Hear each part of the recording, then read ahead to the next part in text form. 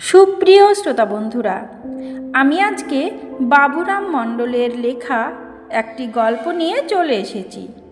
গল্পের নাম ভয়। শুনতে থাকুন। ত্রিনাকে যখন বন্ধুবান্ধব মিলে দেখতে যায় তখন স্বাভাবিক মনে হয়েছিল, কিন্তু আজ বিয়ের ছাদনাতলায় বেশ অস্বাভাবিক মনে হচ্ছে মারাত্মক ভয়ে রয়েছে। নইলে কেউ ভয় দেখিয়েছে। ওর ভয় দেখে আমার ভয় হচ্ছে। বিয়ের মাঝে হিসু করার নাম করে না পালিয়ে যায়। দেখা গেল ছেলে ফিট করা আছে, সে ওয়েট করছে অন্ধকারে কোনো গলিতে, নয়তো রাস্তায় দাঁড়িয়ে আছে বাইক স্টার্ট করে। গতকালও ফোনে বেশ ভালোই কথা বলেছে, হেসেছে, সেজে গুজে কখন যাব জিজ্ঞেস করেছে। কি মনে হচ্ছে বিস্তারিত জানিয়েছে। মাসির মেয়ে, কাকার ছেলেরা বাইরের দেশ থেকে এসেছে, সে খবরও দিতে ভোলেনি। অথচ আজ একটিও কথা বলছে না।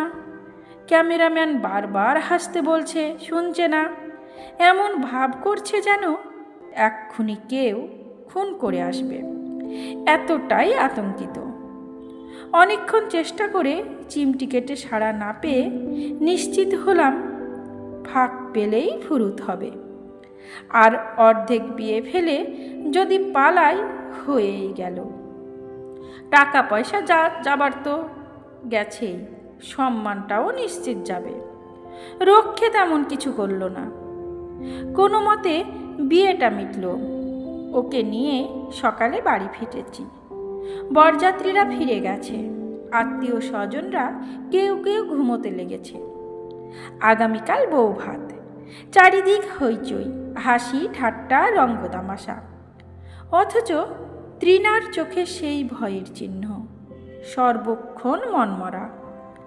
মা অন্তত 3 বার কারণ জিজ্ঞেস করেছে। বৌদি কাজের ফাঁকে ফাঁকে এসে হাসির কথা বলে যাচ্ছে, বন্ধুরাই আর কি করছে।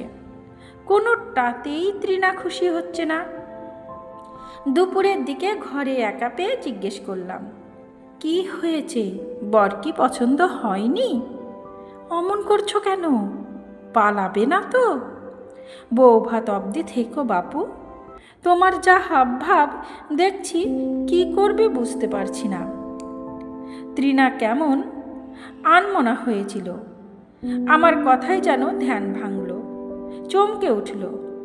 শেষে সামান্য হেসে দায়সারাভাবে বলল, কই কিছু হয়নি তো, ঠিকই আছি, পালাবো কেন? কাছে গিয়ে আদর করে হাত ধরে বললাম, তোমাকে দেখে মনে হচ্ছে ভয় পেয়েছ। চোখে মুখে কেমন আতঙ্কের ছাপ।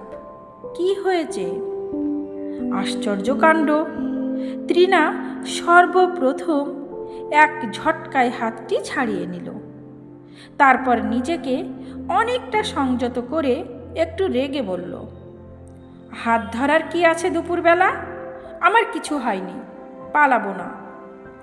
আমার কিছু হয়নি এই কথা কয়টি যেন কেমন কেঁপে কেঁপে বলল। দরজা খোলা, চারিদিকে অগণিত লোক, ফলে বেশি কিছু আর বলার সুযোগ হলো না। কিন্তু মনের মধ্যে কেমন খচখচানি রয়ে গেল। মনটা মুহূর্তে বিষণ্ণ হয়ে উঠল। বৌদির কাছে শুনেছি বিয়ের প্রথম দিকে কেমন একটা মাখো মাখো ভাব হয়, একজন আরেকজনকে ছাড়া থাকতেই পারে না। কেমন একটা ঘোরের মধ্যে নাকি কাটবে কিছুদিন। কিন্তু নমুনা তো ভালো দেখছি না।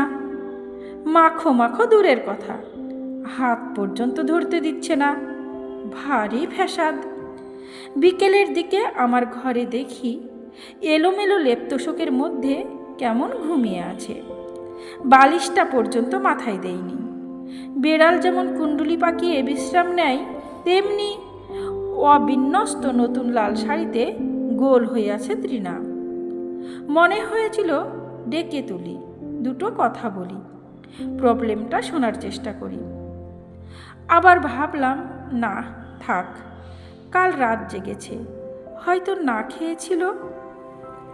আজ বৌভাত, ব্যস্ততার অন্ত নেই। হঠাৎ কোথা থেকে তৃণা এসে উদ্বিগ্ন হয়ে বলল, বৌভাত দুদিন পিছিয়ে দেওয়া যায় না? আমার খুব ভয় করছে।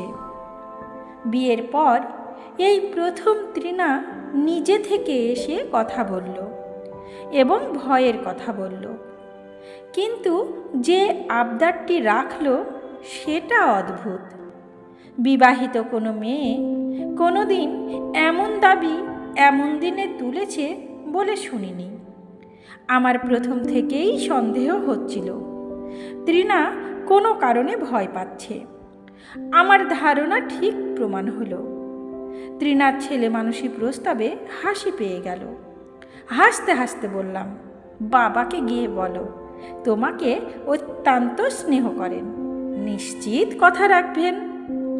তৃণা খুশি হলো না, আনমনা হয়ে কিছু একটা ভাবতে ভাবতে চলে গেল। তৃণার চলে যাবার পথে তাকিয়ে রইলাম অনেকক্ষণ। বোঝার চেষ্টা করলাম ওর ভয়টা আসলে কিসের, কেন ভয়, কাকে ভয় পাচ্ছে। তবে কি বিয়ের আগের কোনো সম্পর্ক নিয়ে টেনশনে আছে? বৌভাতের রাতে ছেলেটি আসতে পারে, অথবা দ্বিতীয় অ্যাক্সিডেন্ট। তৃণা সুন্দরী, স্কুল অথবা কলেজ লাইফের কোনো ইতিহাস থাকতেই পারে, কিন্তু তা নিয়ে মেয়েরা এত উদ্বেগে থাকে প্রথম দেখছি। ও চলে যাবার অনেকক্ষণ পর মনে হলো কিছু কি বলতে এসেছিল, কোনো গোপন কথা, অথবা কেউ হুমকি দিচ্ছে সে ব্যাপারে কিছু। ওকে ফিরিয়ে দেওয়াটা ঠিক হয়নি, মনোযোগ দিয়ে ওর কথা শোনা উচিত ছিল। কিন্তু একটা নিশ্চিত বলতে চেয়েছিল, কিছু তো হবেই। তৃণাকে আর পাওয়া গেল না। বিউটি পার্লারের মেয়েগুলো ধরে নিয়ে গেছে। আবার যখন পাওয়া গেল তখন বৈবাহিক সমস্ত আচার অনুষ্ঠান কমপ্লিট। বৌদিরা তৃণাকে আমার ঘরে দিয়ে গেছে আর বলে গেছে, নয়নদীপ বেশি বাড়াবাড়ি করো না। বৌদিরা চলে যেতেই তৃণা আমার খুব কাছে সরে এসে কেমন একটা ভয় মিশ্রিত কণ্ঠে বলল, কদিন তুমি আলাদা ঘরে থাকো, এই সেরেছে, এ আবার কি আবদার।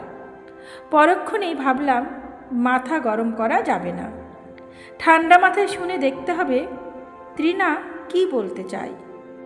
তৃণার কথা শেষ হলে ওকে আশ্বস্ত করে বললাম, ঠিক আছে, তুমি যা বলছো তাই হবে, আমাকে নিয়ে কিছু ভাবতে হবে না। তবে যদি অসুবিধা না থাকে তোমার প্রবলেম আমাকে নির্ভয়ে বলতে পারো, কথা দিচ্ছি কাউকে বলবো না। তৃণা আশ্বস্ত হলো কিনা জানি না, তবে চুপ করে বসে রইল। অনেকক্ষণ পর তাকিয়ে দেখি ওর দু চোখ বেয়ে জল ঝরছে। কেমন মায়া হলো।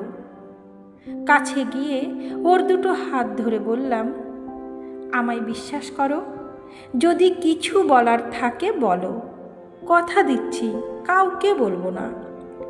তৃণা আবার অনেকক্ষণ ভাবল, শেষে শাড়ির আঁচলে চোখ মুছে ভয়ে ভয়ে বলল, বিয়ে ঠিক হবার পর যতবার শারীরিক সম্পর্কের কথা ভেবেছি ততবার শরীর আমার ভয়ে কুঁকড়ে গেছে।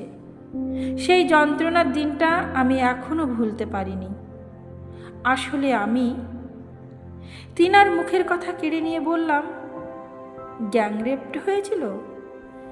আমার কথায় তৃণা চমকে উঠল, বিস্ফারিত দৃষ্টিতে চেয়ে আশ্চর্য হয়ে বলল, তুমি জানলে কি করে? তোমার বাবা আমায় গোপনে বলেছিলেন, তারপরেও তুমি বিয়েতে রাজি হয়েছ? রাজি না হওয়ার তো কিছু নেই। সেদিন যে জানোয়ারগুলো ছিল তারা যদি আনন্দ করে সৎ পাত্র সেজে বিয়ে করতে পারে, তুমি কেন পারবে না? তোমার তো কোনো দোষ নেই, ছিল না। তবে আমি ভেবেছিলাম তুমি ভয় পাচ্ছ তোমার কোনো বয়ফ্রেন্ডকে নিয়ে, সে হয়তো তোমাকে উল্টোপাল্টা কিছু বলছে। মনে হয় তৃণা আমাকে বিশ্বাস করতে শুরু করেছে। আমার দিকে কেমন চেয়ে আছে কিং কর্তব্য বিমূঢ় হয়ে, যেন অন্য গ্রহের প্রাণী দেখছে। তৃণা আমার শেষের কথাই মনে হয় আঘাত পেয়েছে। চেয়ে দেখি আবার চোখ দিয়ে টপ টপ করে জল পড়ছে। নিজেকে সংযত করে অনেকক্ষণ পর ও বলল, আমার কোনো বয়ফ্রেন্ড নেই, ছিল না। ওই দিনের পর থেকে আমি কারো সঙ্গে কোনো সম্পর্কের কথা ভাবতেই পারি না। শুধু ভয় হয়, অসহ্য যন্ত্রণার কথা স্মৃতিতে ভেসে ওঠে। আমি বেশ কিছুক্ষণ চুপ করে বসে থেকে আরেকবার আশ্বস্ত করে বললাম, তুমি অন্তত আজকের রাতটা আমার বুকে মাথা রেখে ঘুমাও, দেখো কোনো বিশ্বাস শান্তি খুঁজে পাও কি না। তৃণা ভয়ে ভয়ে কাছে এসে চুপ করে দাঁড়িয়ে রইল কিছুক্ষণ। কি যেন ভাবল, কি যেন দেখল। তারপর ধীরে ধীরে বুকে মাথা রেখে মুহূর্তে ঘুমিয়ে পড়ল পরম নিশ্চিন্তে। সমাপ্ত। গল্প ভয়, কলমে বাবুরাম মণ্ডল। গল্প পাঠে আমি রোজি।